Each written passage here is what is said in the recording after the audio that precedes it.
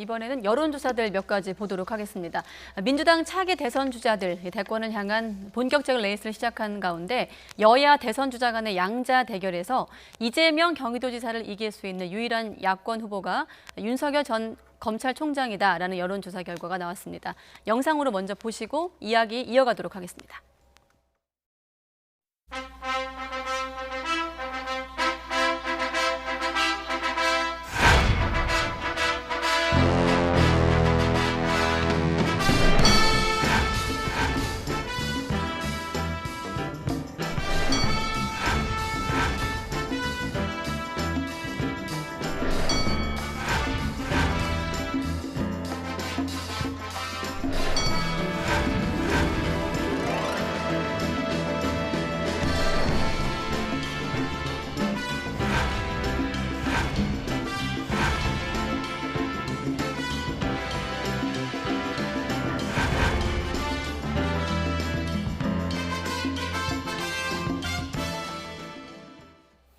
네, 양강구도 굳어지다.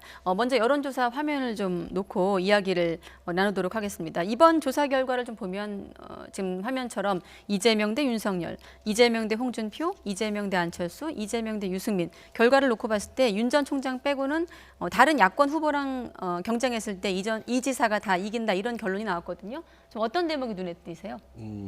역시 이재명 그 지사가 현재까지는 여당 내에서 가장 강한 경쟁력을 가지고 있다. 이걸 또 다시 한번 확인시켜 주는 것 같아요.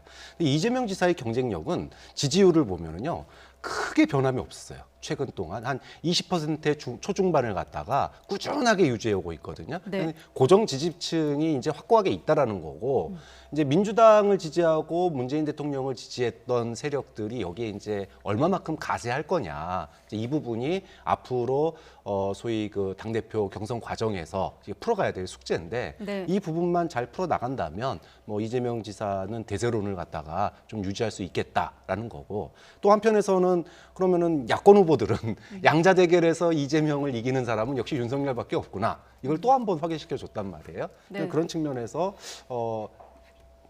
각종 여론조사에서 윤석열은 어디로 이 부분이 또 제일 눈길을 끄는 그런 부분인 것 같습니다. 네, 앞서 위원님께서 민주당 당내 얘기할 때 미래 권력이라고 표현하셨네요. 네. 그때 이재명 계란 표현을 쓰셨는데 이번 여론조사 결과는 어떻게 그 해석하십니까? 여론조사에서 야권에는 여러 후보들을 놓고 경쟁을 하지만 결국 여권에서는 독보적으로 여론조사가 나오는 게 이재명 지사이기 때문에 이재명 지사를 거의 상수처럼 놓고 보지 않습니까?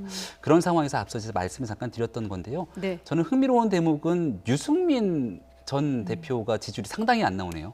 오히려 홍준표 전 네. 대표에 비해서도 굉장히 낮은 지지율이 나오게 되는데 여기에 대해서는 일단은 윤석열 전 총장도 마찬가지고 유승민 의원이라 여러 가지 측면들이 당을 고려하지 않고 지금 현재 양자 대결을 붙였던 상황이 아닐까라는 생각이 드는데 이 내용을 지켜봤을 때 오직 윤석열 전 총장만이 이재명 지사에 대항해서 이길 수 있는 구도로 나오게 되는 건 저는 뭐 매우 간단한 선택지가 아닐까 싶습니다. 네. 국민들이 보시기에 2017년도 박근혜 전 대통령의 탄핵을 거치면서 보수정당의 괴멸적인 패배 그리고 긴 기간 동안 보수정당의 눈길을 잘 주지 않았습니다. 예. 그리고 나서 문재인 정부의 지지도가 굉장히 높게 나왔는데 지난 한 집권 4년의 기간을 거치면서 부동산 문제를 비롯한 총체적인 국정 운영에 대해서 등을 돌린 국민분들이 너무나 많이 계십니다.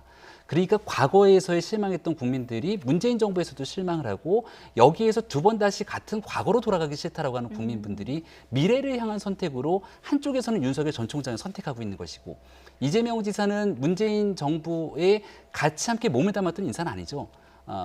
당선되는 시점부터 정치라는 내내 흔히 말하는 친문 지지층과 늘 갈등과 마찰을 빚어왔기 때문에 이재명 지사로 만약 선택지를 하게 되면 더불어민주당이긴 하지만 과거와는 다른 미래 권력으로 가는 것 아니냐라고 생각하는 것 같습니다. 네. 그러니까 전체적인 여론조사 지표를 보면서 볼 수 있는 건 이제 과거가 아닌 미래를 가야겠다는 것이고 여기에서 과거의 흔적들이 아닌 미래에서의 기대성과 가능성을 보고 있는 사람들을 대상으로 여론조사 지표가 나오는 것 같은데요. 아직 여기에 담기지 않은 후보들도 있을 수 있어서 이제 새롭게 시작이니까 그 지점들을 좀 지켜보면 좋겠습니다. 네.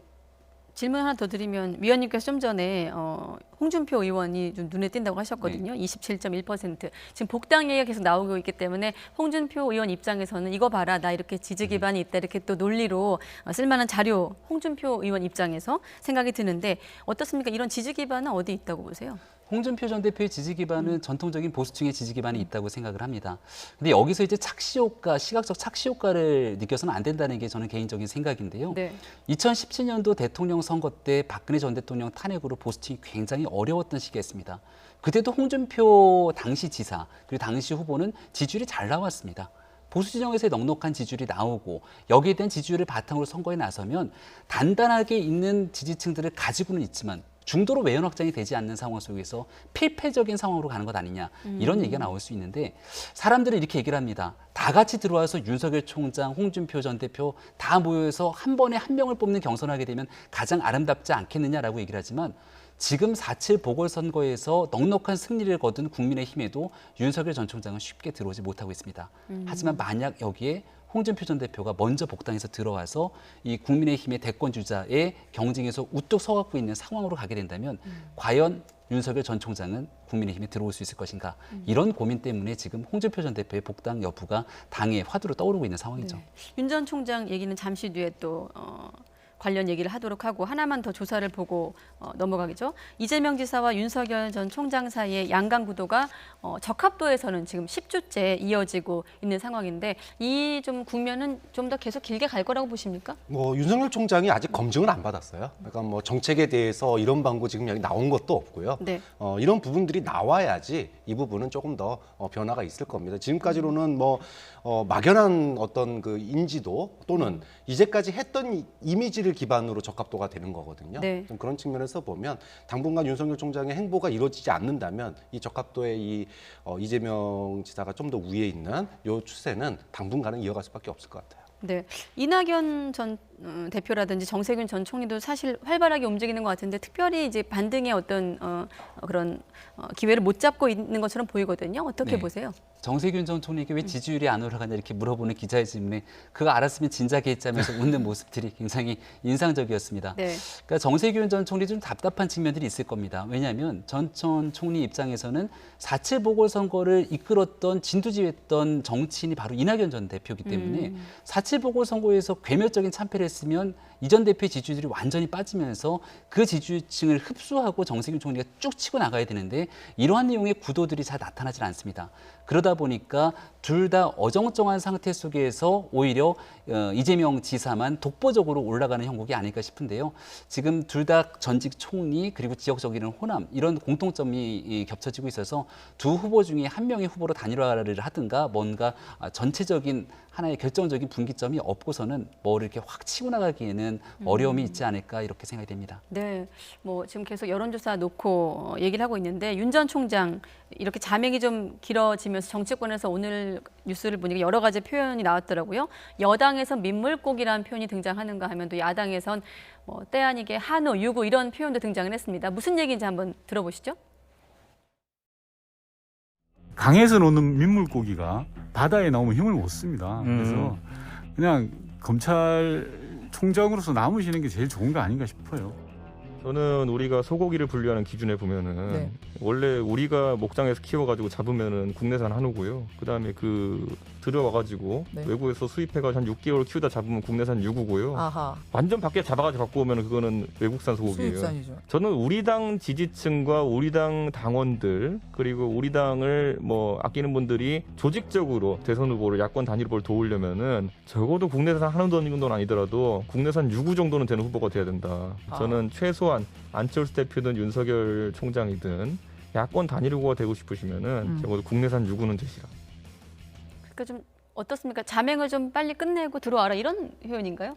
그렇죠. 뭐 네. 그러니까 수입소가 어쨌든 우리나라에 들어와서 좀 몇 달 키우다가 잡으면은 그것도 이제 사실 국내산으로 표기가 되는데 정확하게는 국내산 유구인데 그러면 바깥에서 뭐 이미 다 만들어진 상태에서 후보 단일화 이런 식으로 하면은 그건 수입산이지 이렇게 얘기를 하는 거죠. 네.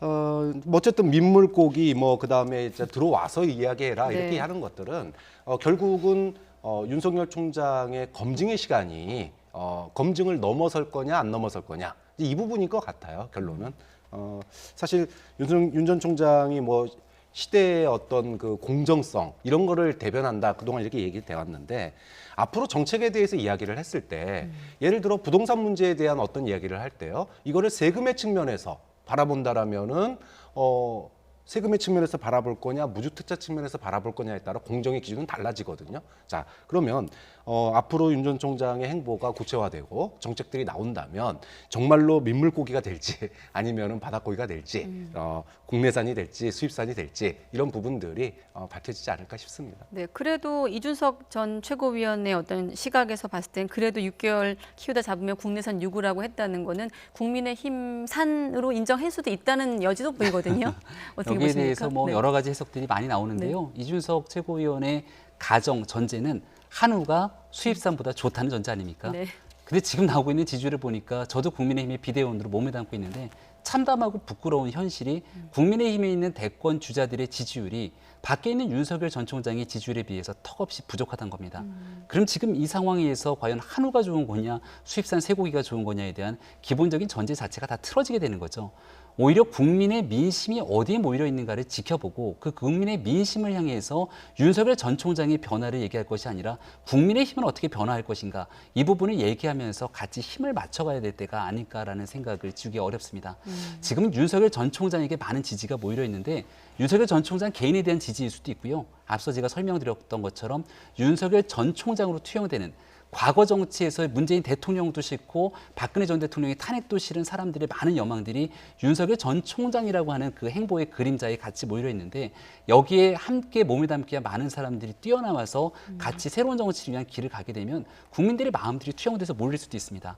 국민의 힘이 지난 4.7 보궐선거에서 국민들이 한번 기회를 줬던 그 기회를 놓치지 않고 끊임없이 대통령 선거에서 정권 교체를 나아가기 위해서는 이런 한우 논쟁 같은 조금 유치할 수 있는 언급들은 뒤로 물리고 진짜 국민들의 마음을 다잡기 위해서 나아가는 행보들이 굉장히 중요하다고 생각합니다. 네, 위원님께 한 가지 더 여쭤볼게요. 주호영 전 원내대표가 윤석열 전 총장의 의사를 확인했고 최단 시간에 입당시킬 거다 이런 또 입장을 보도가 나가기도 했거든요. 지금 전당대회 네. 국면에서 후보들이 굉장히 다급할 수밖에 없는데요. 네. 앞서 얘기했지만 윤 총장에 대한 많은 지지율들의 핵심적인 내용을 보면 국민의힘의 지지자들이 많이 지지를 보내고 있습니다. 여기에서 누가 윤석열 전 총장을 국민의힘으로 데려올 수만 있다면 높은 지지세가 나올 수 있기 때문에 굉장히 자신감 있게 여러 루트를 통해 얘기하고 있다라고 하는데요. 윤석열 전 총장의 측근이라고 불리는 사람이 수천 명이 있다고 하니까 과연 그 수천 명 중에 한 명이랑 얘기를 한 것인지 확인될 수 있는 내용은 아무것도 없는 것 같습니다. 네, 알겠습니다. 윤건영 의원 같은 경우는 앞서 민물고기 뭐 이런 표현을 쓰기도 했는데 앞으로 당분간은 여당에선 계속 이렇게 윤 전 총장을 깎아내기 전략으로 갈까요? 어떻게 보십니까? 근데 좀 뭐 검증의 시간을 거쳐야 된다라고 하는 측면에서는 동의를 하는데 윤 전 총장의 지지 속에 숨은 국민들의 그 민심 이 부분까지 우습게 보면은 저는 민주당은 다음 대선에서 진다고 봐요. 그러니까 윤 전 총장은 저는 낮게 볼 수 있습니다. 예. 하지만 국민들이 윤 전 총장을 왜 지지하는지를 갖다가 잘 파악하는 게 민주당이 해야 될 일이지 윤 전 총장을 민물고기니 국내산 유구니 이렇게 얘기하는 건 아무 의미 없다고 봐요. 누가 되느냐도 중요하지만 무엇을 할 것인가를 얘기하는 사람이 저는 진짜 중요한 사람이라고 보거든요. 그럼 지금은 윤석열이냐 뭐냐 다 사람에만 관심이 가 있는데 네. 그래서 뭘 할 건데 코로나 극복 이후에 우리가 지금 4차 산업시대에 어떤 걸로 국민들을 먹고 살게 해줄 거고 국민들에게 희망을 줄 건데라고 하는 무엇을 할 것인가를 가지고 이야기를 한다면 네. 저는 그게 윤석열이든 이재명이든 누구든지 간에 국민들의 지지를 이끌어낼 거라고 보거든요. 좀 그런 점에서 어떤 특정 사람을 가지고 민물고기니 국내산이 이런 얘기하는 네. 건 별로 의미 없는 얘기라고 봅니다. 네, 사실 이게 정치인들의 어떤 비유 때문에 저희가 이런 토론 주제를 잡은 건지 사실 취향에 따라서 한우 드시는 분도 계시고 유고 좋아하시는 분도 계시기 때문에 그건 취향에 따라서 또 그렇게 정리하도록 하겠습니다. 네, 오늘은 여기까지 듣도록 하겠습니다. 박창환 장한대 교수 또 김병민 국민의힘 비상대책위원 두 분과 함께했습니다. 오늘 고맙습니다.